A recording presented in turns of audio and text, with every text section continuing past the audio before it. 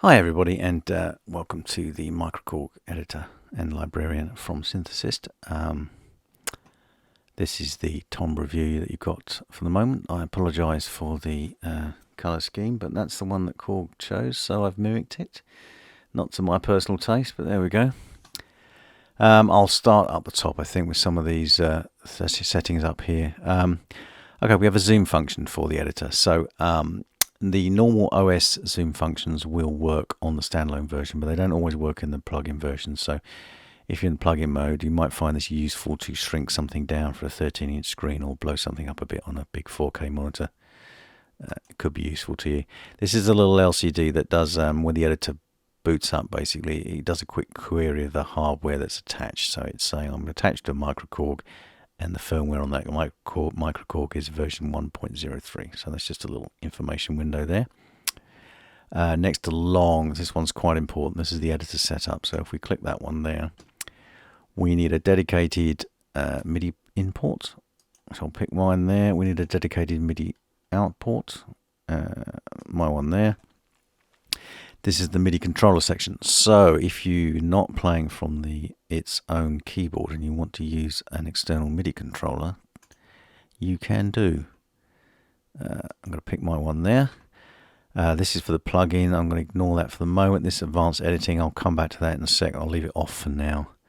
So if we go OK, we get messages down here about the MIDI ports opening correctly.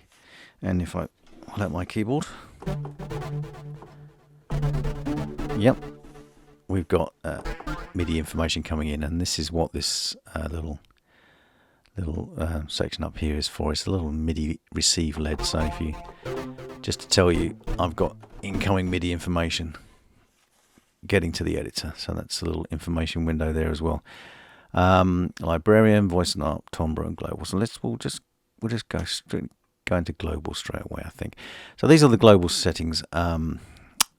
You've got any of these. There's program change tables. This is where you set up the MIDI CCs for all the timbres. So if we go in here, you see certain parameters have MIDI CCs attached to them. Anywhere you see this, I'm informing you which particular MIDI CC is attached to that, and that's where these are all set up here. They're called the control change settings. User scale, that's micro tuning, so you can set up your own micro tuning if you want. So everything's 0 at the moment, just equal temperament.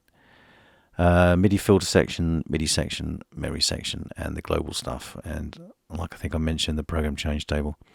Some of this, like memory protect, you cannot change via MIDI CC. You have to do that on the hardware, and you'll get a little information window there to tell you that. I think MIDI channel as well. Yeah, you can't change that, but you can change other things like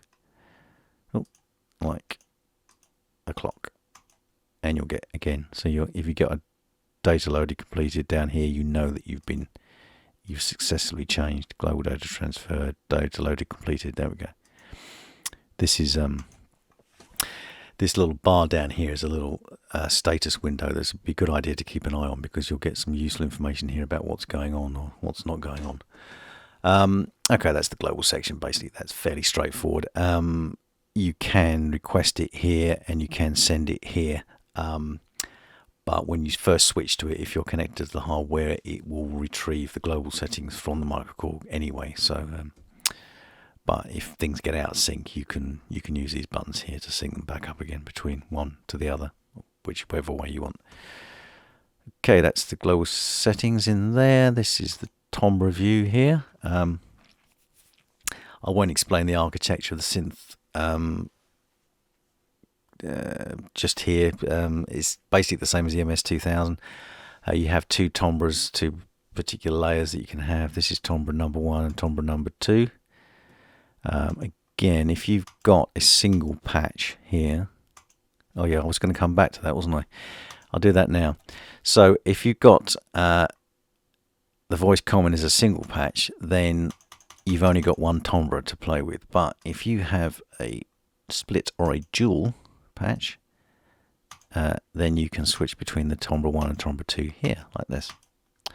Now, one of the differences between the microKorg and the MS2000, and there are quite a few, and more than I thought there were actually. When I tried to convert my MS2000 panel, it took quite a long time to get the microKorg one to work as it should, because there are a lot more differences than I thought they were. I'll probably flash them up round about here, what the main differences are.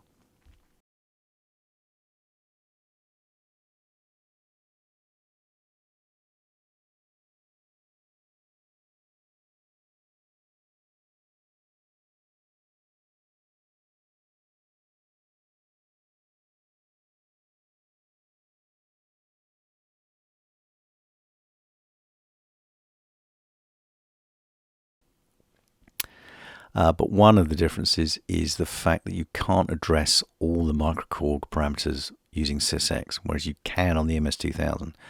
So you can address most of them using MIDI CCs like this. So anything with a MIDI CC against it is something you can change directly. Some of them you can change by NRPN, and others you can't change at all unless you send the entire patch over. So what I've done is that if we go back to the editor setup, that is the advanced editing. So if you try and change a parameter for the patch, or for the Timbre in this case, that is not assignable to a MIDI CC or an NRPN, for instance the MIDI channel for this one, you'll get a warning to say the advanced editing is off. Either turn it on or send the current prog button. So you could change that, and then you could say, and then send the current prog here across, and it would make the change. Or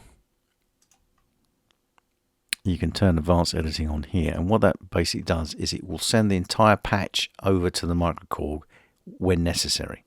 So if we change that back to global, data loaded completed.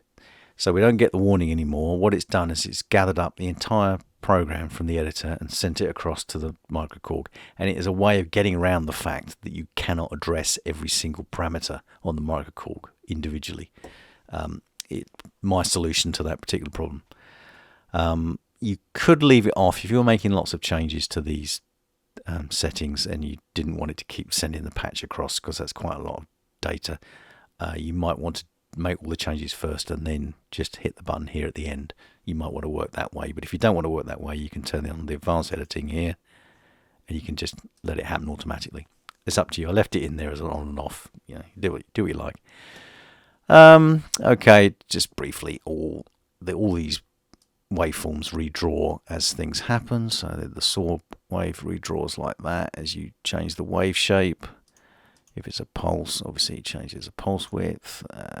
What we got here, so you can change the filter envelope basically. There we go. This will all redraw to whatever it's doing. If we go back to a low pass, you'll get a low pass. Change that, and change the resonance, etc.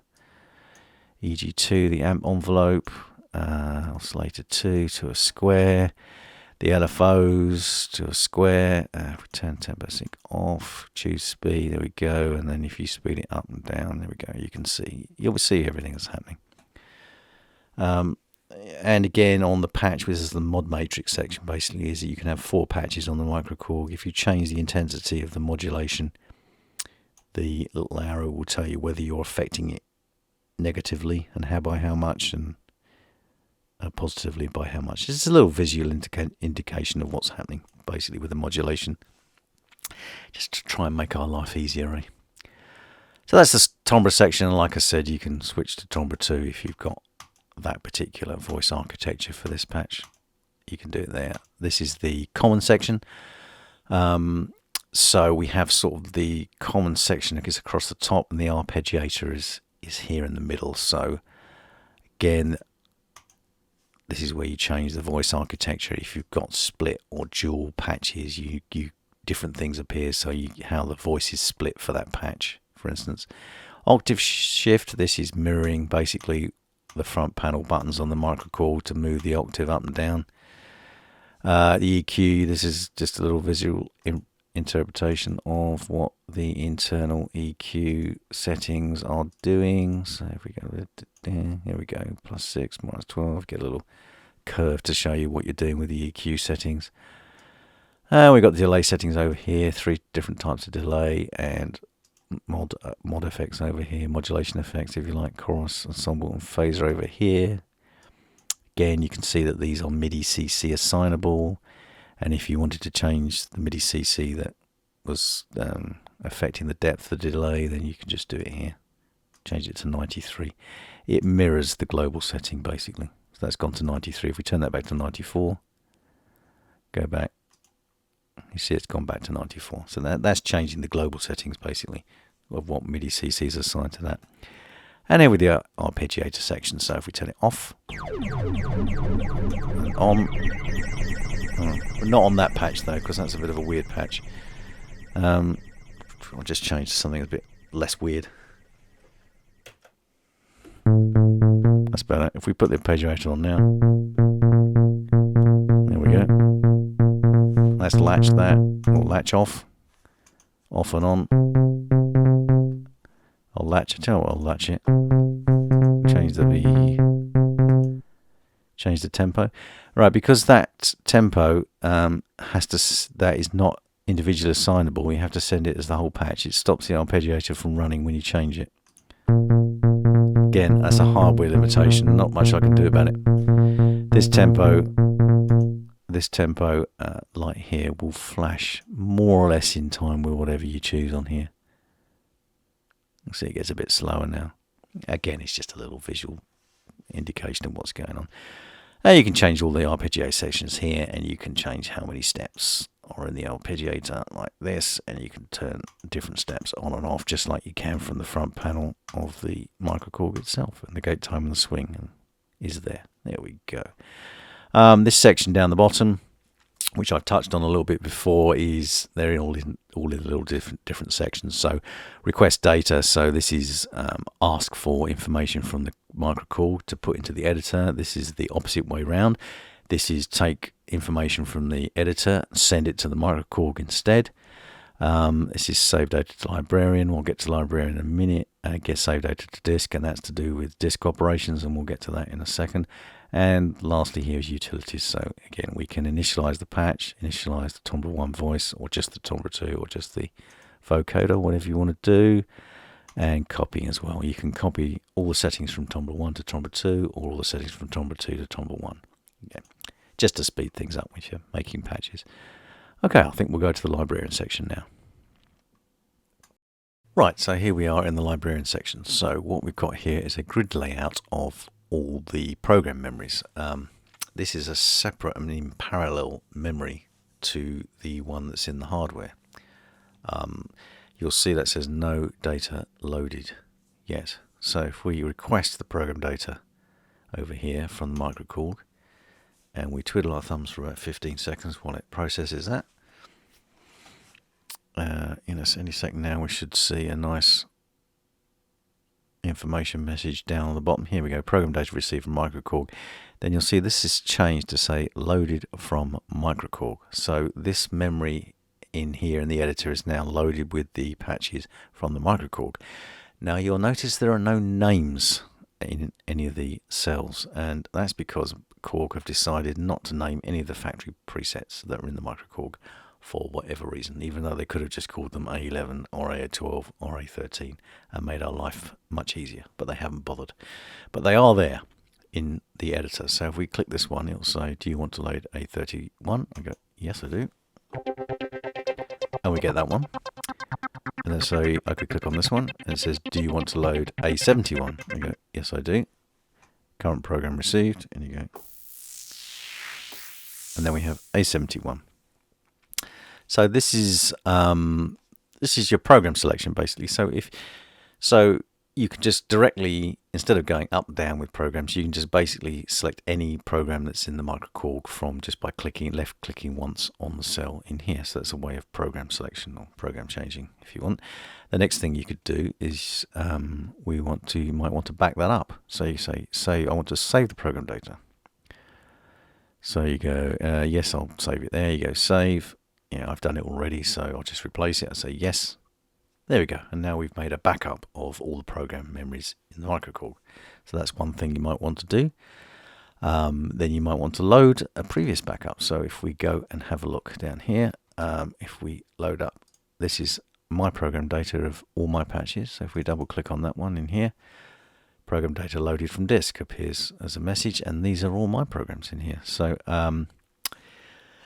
incidentally, if you buy the microKorg editor, I'm going to give you all these patches for nothing. They're going to come along with it. I decided to sell both of them at once. Might as well. Hey, a little discount for you there. That'd be good. So what have we got? So again, we've got Vox Humana. If we say OK,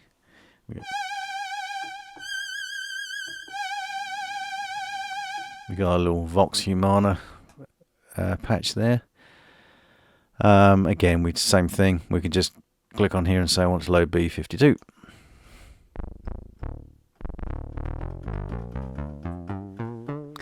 And we get the bass sound. Now, the other thing, apart from just clicking once, what we can do is we can use this memory that's in the editor to organize our patches. So if we say, oh, you know what? I don't want this one and that one like that. If you left click and hold and drag to the next one, it says, do you want to swap B56 with B55, sorry, B85 with B86? I go, yes, I do. And they swap places. And likewise, if we go, oh, I don't want that one there, I want to put that one over there. Are you sure you want to swap A77 with A28? You go, yes, I do. And now it's over there. So you can reorganize things in here like that, and then we can save it back to disk, can't we? So we go, okay, I want to save the program data to disk, and I'll call it program data reorganized. Like that. Save. And that should be in there now somewhere. Program data reorganized. There we go.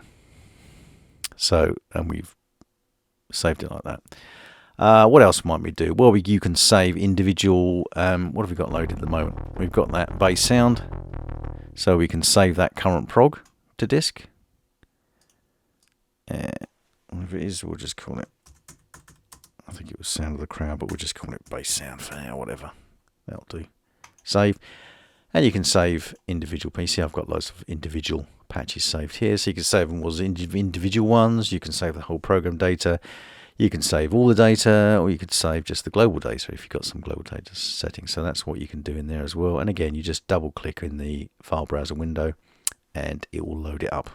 Whether it's global data, all the data, program data, current prog, whatever it is, it'll recognize the type and do the correct thing with it. There's a button up here, root folder. So if you go down a rabbit hole, you just got that, boom, and you just go back up to the top again, like that. And that's how that works. I think the only thing I didn't mention was save data to Librarian. Yeah. Okay. So let's say you have this. You've got a blank spot here. We go into our Timbre. We muck around with it. We say, we create a new one like this. We go, okay, that's our new one. We double click in here. We say, right, new bass, enter. Go back to the Librarian and say, okay, I like that sound. I'm going to save it in. I'm going to save the current prog. Here we go. And you say, okay, I want it in column A71 in row 1, 2, 3, 4, 5, 6, row 7, please. Go. And there you go. New bass is now in there. So that's saved in there. It's already loaded in the editor, so if we save the current program, we would save it. Or if we save the program data now, we would save it in that position in the memory bank. Okay. I think that's more or less it. If I've forgotten something, I do apologize. Okay, we'll move into the DAW now, and I'll discuss some of the plugin specific things. Okay, very quickly then, I did forget just a couple of things. I forgot all the help files. If you click on the section heading, you'll get a little help file that explains what each little parameter in there does. Again, this might help you stop reaching for the manual. Anything you click on will give you a little help file. And the one last thing is the MIDI panic button. Hit the MIDI panic button it just sends a bunch of MIDI note off messages. So if you get a stuck note, you can hit that and stop the sound from sounding. Nice little feature there. Okay, here we are in the DAW. In this case, it's Cakewalk on the PC, but it's also tested on Ableton Live on a MacBook Air with very similar results. We're going to insert a soft synth. It's classed as a soft synth. I had to pick something, so that's what you'll find and what category you'll find it in. So let's load the microKorg one here.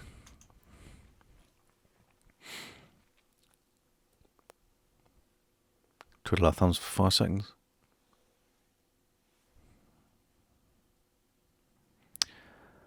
Okay, we obviously need to set it up because this is the first time we've loaded it, so we go into Editor Setup. We need to pick those ports that we've reserved for it. These ports need to be ones that are unticked in the MIDI devices in the DAW. Otherwise the DAW will grab them first and the editor can't grab them afterwards. MIDI Controller we don't need to set up because you can route things inside the DAW anyway, but you could if you want. This is probably one you're going to want on in the plugin version because this allows notes from a DAW MIDI track to go through the editor and out to the hardware. So you're probably going to want that on. And advanced editing we discussed before, I'll have that on as well. Go OK. We get the green message down here to say that the ports have been opened. I'll just go and show you in Cakewalk where if you get a problem that goes red because it can't get the port. So you get MIDI devices. If we go down our MIDI device list here, you will find there the one that we're using is unticked. And again in the output ports there, that one's unticked as well. And then that's very similar in Ableton Live, and I'm sure it must be in Cubase and Logic as well. You'll just need to untick those ports. Okay, so if we just put this off the screen for a second. So if we have a MIDI track here, if we didn't set up a MIDI controller, but if we set its MIDI inputs to be on MIDI controller, and if we select its MIDI outputs to go to the editor that we just loaded, then if I hit the keyboard, yeah, we can still play through the editor and out to the hardware without configuring a MIDI controller. We can do it through the DAW. We have the editor track here, so what we want to do is to automate some stuff. So if we go into the automation lane and we go to the microKorg editor and we say choose parameter, what we have here is all of the MIDI CC assignable parameters. So if we drag this back, sorry, let's cancel that a second. We drag the editor back in. Remember, in the global section here, we have all the MIDI CC controllers here. And likewise, in the Timbre view, you'll see that you have all the MIDI controllers assigned to the MIDI parameters are displayed here. So these are all the ones that you can automate because MIDI CC is very low data rate basically, so that it's ideal for automation. So those are the only ones that I've allowed you to automate, although you could automate anything really, but it's probably not a good idea because you end up with MIDI note delay and stuff. So let's pick something obvious like the MIDI cutoff. There we go, MIDI cutoff. And then let's make this bigger so we can see what we're doing. And let's just make it go up and down for a bit. There we go. And then if we just loop that for now. And so we go to play. And if I bring the window back down so you can see what's happening, you'll now see that that cutoff there has been modulated back and forth. And if we play a note, a bit lower, you can hear that the cutoff is being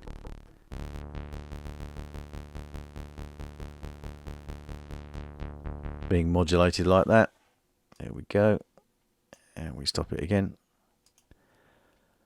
And there you go. And you can do all the normal things you can do in the standalone version, like you can change all these as the notes is playing along, just to do things. You can still use the librarian and stuff and functions and all that. It's just the you've just got the added joy of being able to automate those things. So there we go. That is the microKorg editor version 1 as it stands. Thank you very much for watching.